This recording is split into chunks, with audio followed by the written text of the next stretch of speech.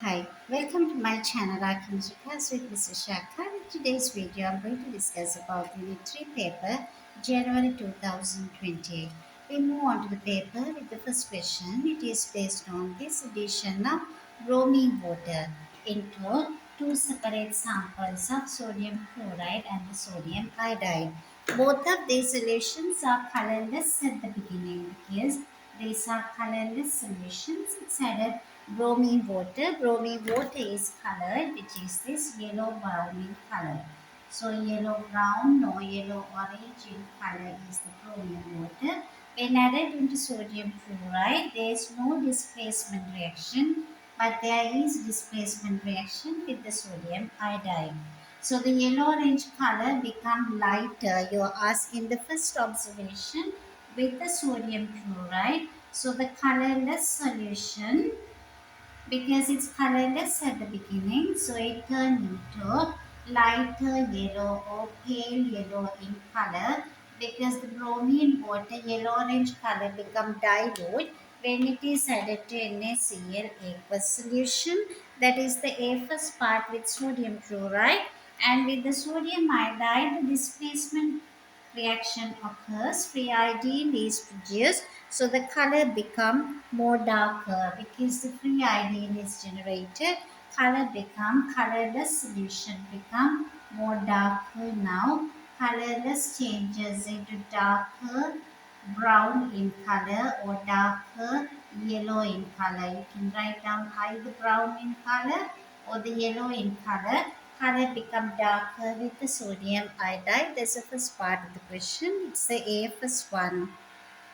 A second one, it has name a test with the expected observation. Name a test is the flame test with the expected observation that is to be produced.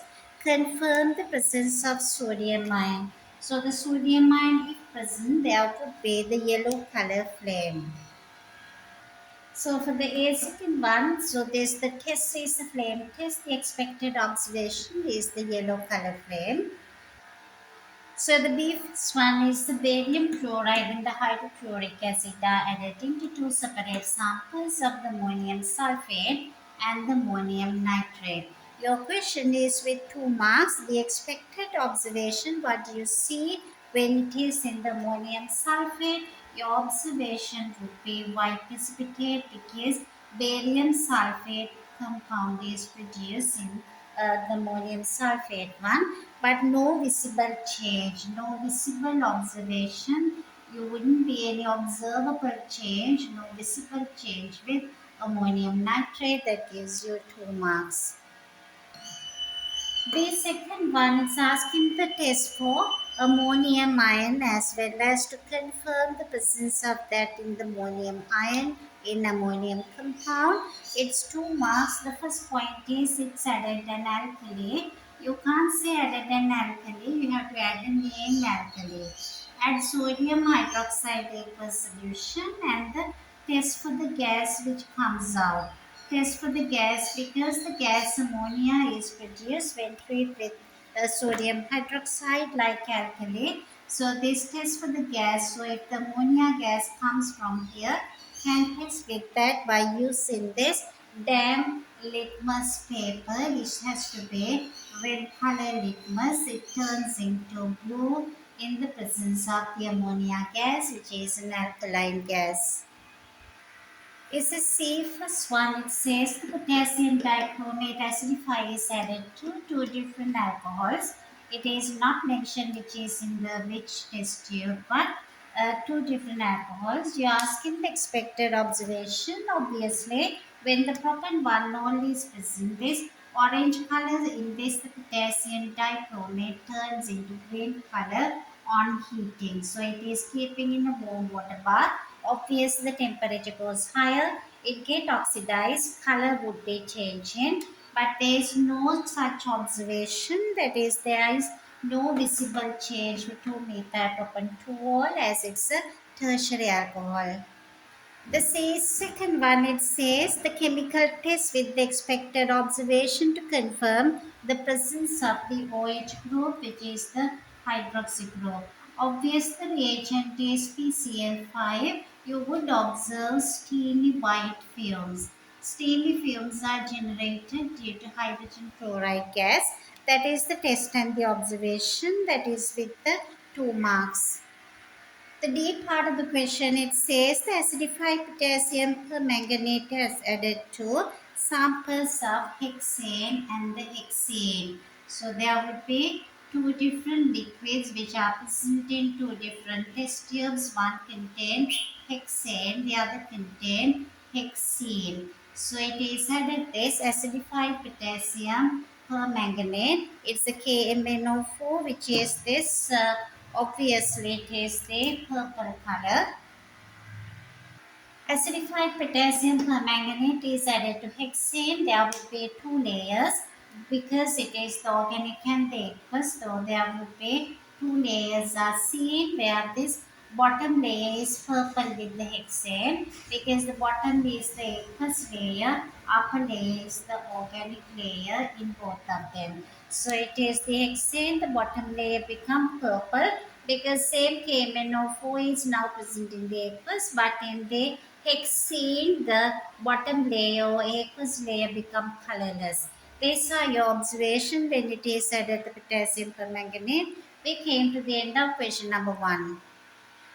Question number 2, it says a class of students is now doing an experiment to find an enthalpy change of the reaction when magnesium reacts with excess hydrochloric acid. For this reaction, it uses 50 centimeter cube of hydrochloric acid into a polystyrene cup which is in excess. Now it uses 10 centimeter magnesium is added into this solution and it is found this maximum temperature change.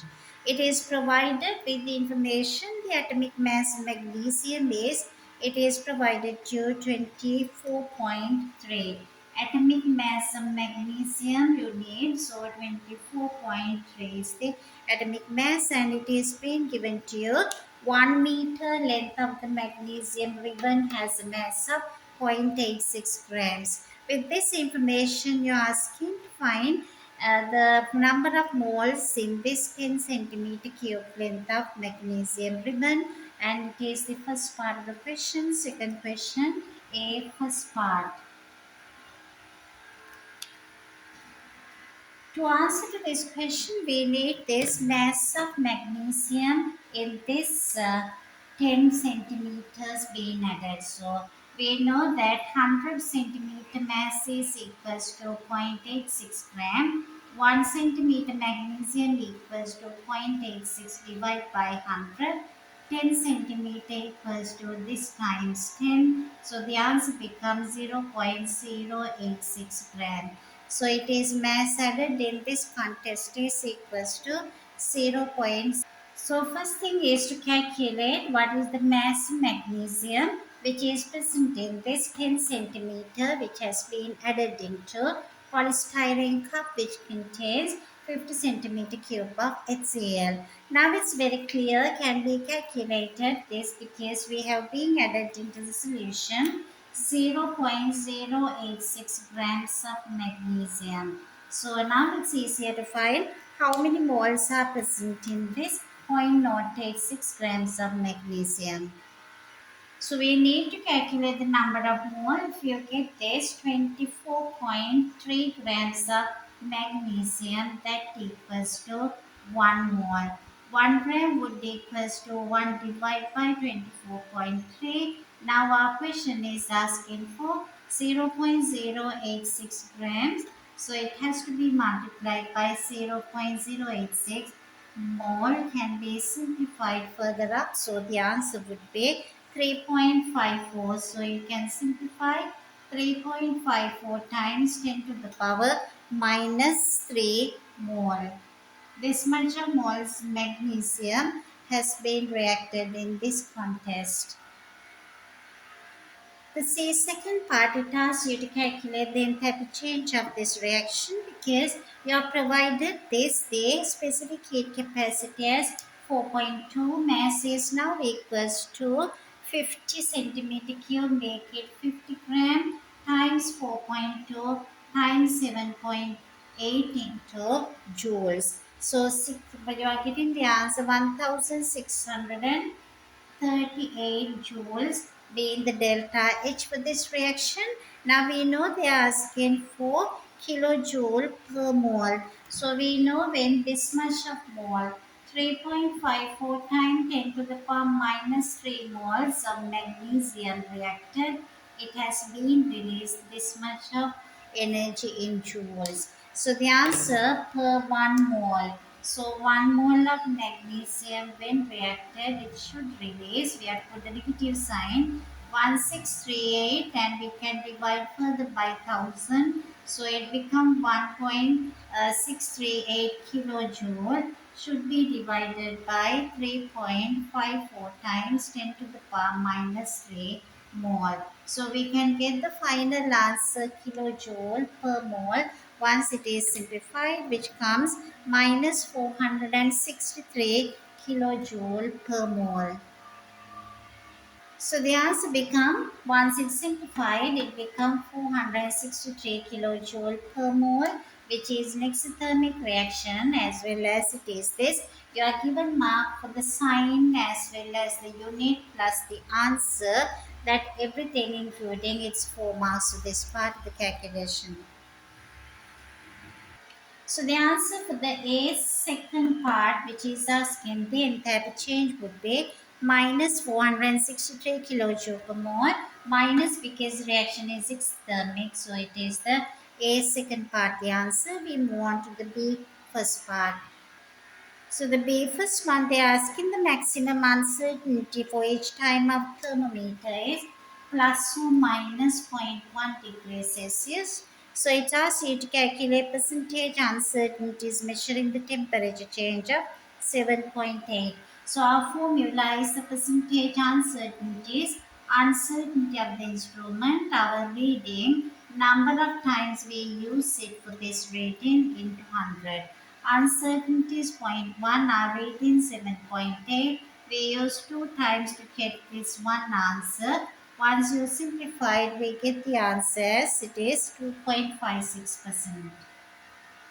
So this is the answer for B first part. We move on to the B second one. So the base second one, it asking, it is just one way of reducing the percentage uncertainty. It's a big amount, 2.56%. It's uncertain. So we should use kind of a bigger reading for your denominator. That means to have a greater mass magnesium, so we can reduce the percentage uncertainty.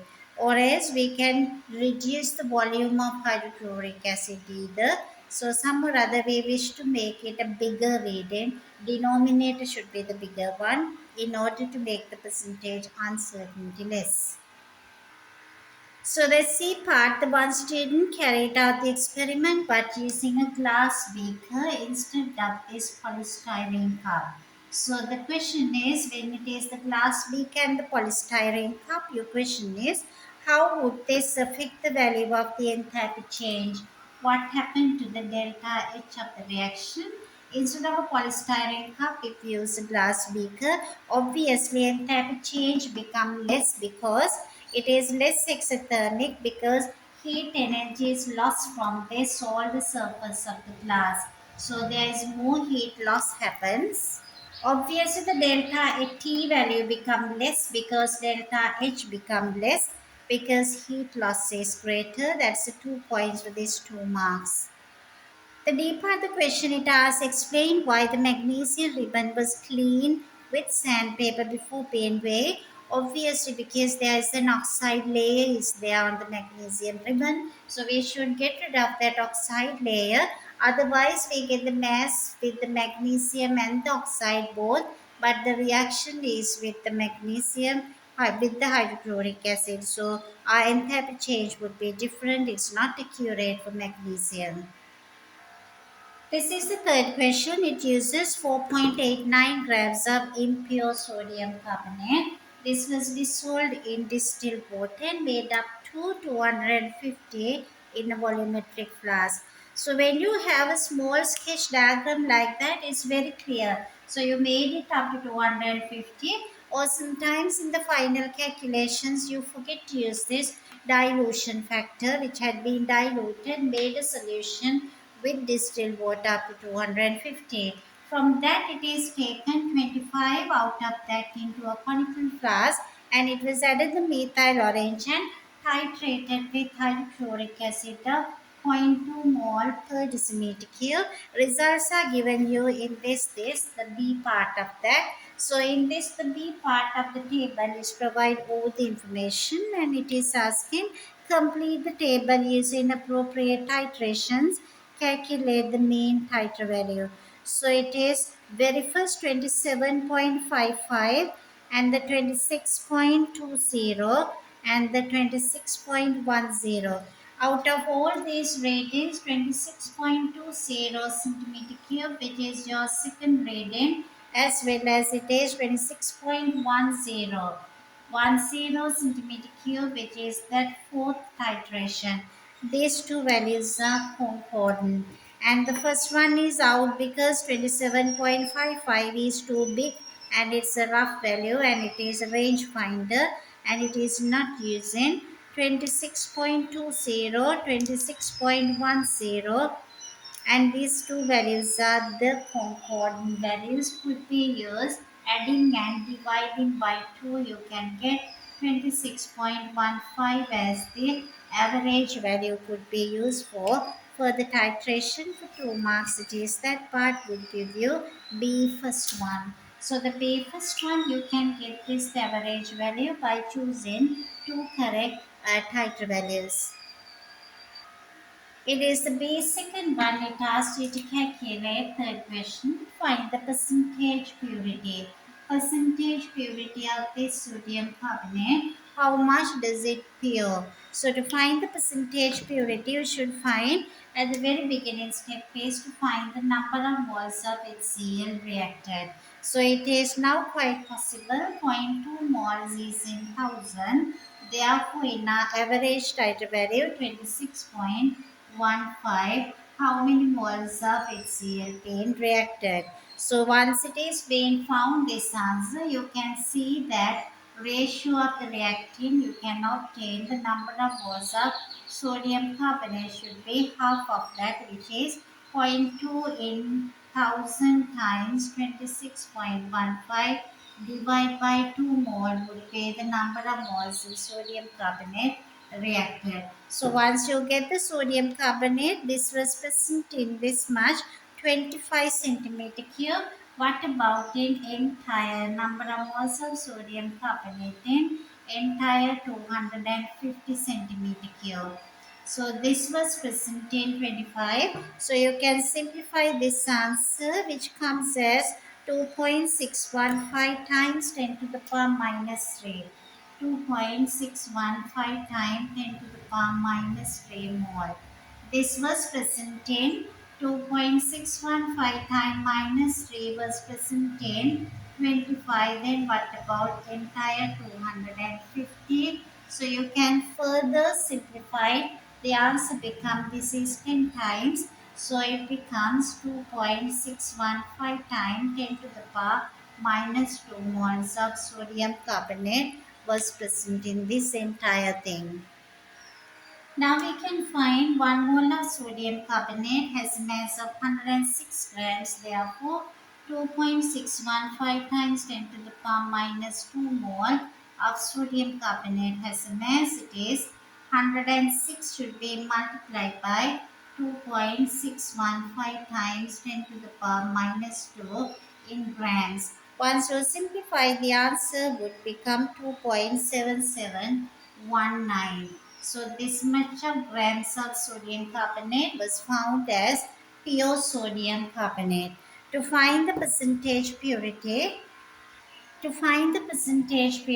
we should use this formula. Percentage purity equals to mass of the pure sodium carbonate should be divided by mass of impure sodium carbonate into 100, where we got the answer. The pure compound was 2.7719, but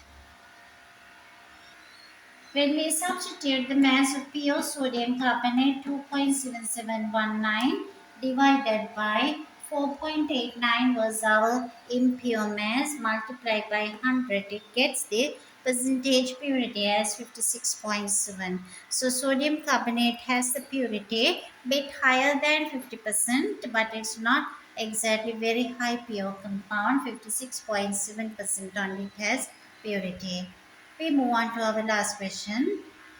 Fourth question is that preparation of bromoethane by using ethanol with the sodium bromide and the concentrated sulfuric acid. Production is bromoethane C2H5Br has to be prepared from ethanol C2H5OH. For this it needs the mixture of bromination, potassium bromide solid with concentrated sulfuric acid. So our idea is to produce the sample of bromoethane. So in this contest it uses 5 centimeter cube of ethanol. So as the volume of ethanol is 5 centimeter cube, and in this contest it uses in the round bottom flask, and it is used in ice bath. 5 centimeter cube of concentrated sulfuric acid is added slowly, and the flask is shaken gently. Explain why the sulfuric acid must be added slowly. Obviously, dilution of a very strong acid is highly exothermic. So, in order to prevent the mixture boiling, we should do it with this slowly, with the shaken, gently shaken. So, the answer for just 2 marks would be it is reaction is highly exothermic, 1 mark, and this is to prevent the mixture boiling, another 1 mark, altogether 2 marks. We move on to the B part.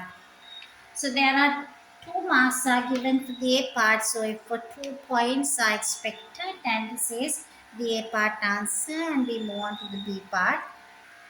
B part, it gives the instructions. 6 grams of solid potassium bromide is ground to a fine powder.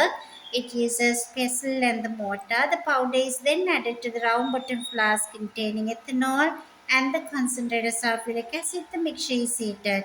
Why the potassium bromide is ground to the fine powder? Potassium bromide solid, why it is fine, kind of made into the fine powder? Because it is greater surface area, and it would be the faster rate of reaction once it's powdered.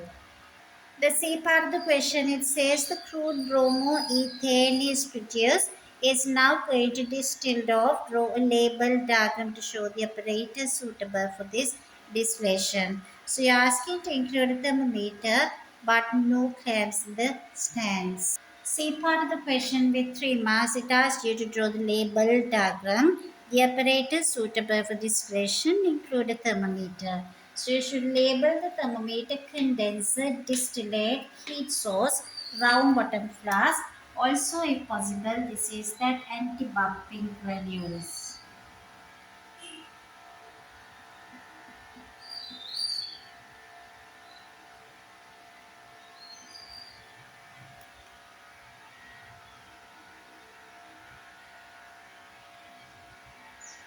So it would be 3 marks to this label diagram of distillation. It's not the artistically nice diagram you expect, but you are supposed to draw it's very clear and the label each part being used. So that's the important thing for 3 marks.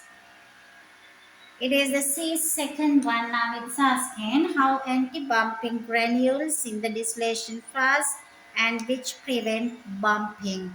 We call with the word anti-bumping means that it doesn't help for bumping. So how does it do? Because it promotes the small bubbles to be produced. So that smooth boiling, it promotes smooth boiling. At the same time, it promotes small bubbles. So that's just 1 mark.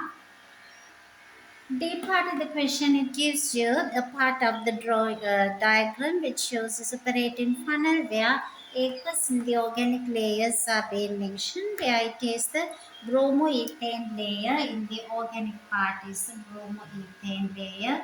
It is that being the lower layer now, bromoethane. Your question is this for first part, the D first one is you are supposed to say two physical properties of bromoethane which can be deduced from this diagram. Number one, you can deduce it is having higher density than water. That's why it goes to the bottom. Second one, it's insoluble in water. That's why there are two different layers are produced. And in the second one, describe how the aqueous layer, this is the aqueous layer to be removed from this mixture. It is possible if you can use a kind of a syringe. We put that syringe into the aqueous layer and take it out from this mixture. So that's much easier rather than taking this organic first and then taking the aqueous out, because it is just 1 mark. So it is the E part of the question. It asks, after removing the aqueous layer, sodium hydrogen carbonate. Now our aqueous layer is in a separate beaker. Now it is aqueous layer.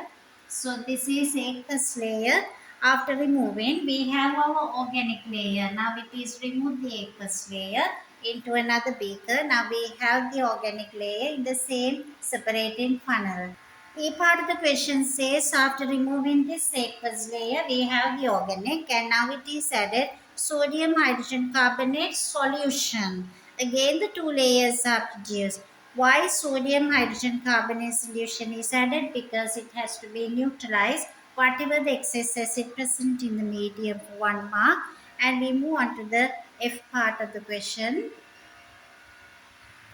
So the first part, it's asking when it is place the bromoethane into a sample bottle. I have just drawn here small beaker and a drying agent is added. This drying agent should be a solid drying agent. So this drying agent should be any anhydrous solid, but basically anhydrous calcium chloride, magnesium sulfate are the most suitable ones. And the second part, how the appearance of the bromoethane changes. If second one, once it become dry, all this is that cloudiness disappears. It become less cloudy, or the solution become, the liquid become more clear than earlier. So we came to the end of this paper discussion. I hope you understood. So it is that we will meet up here with another paper discussion like that. And thank you so much for watching, and please remember to subscribe to our channel to encourage us to do more and more of this type of videos. Thank you so much for watching the video.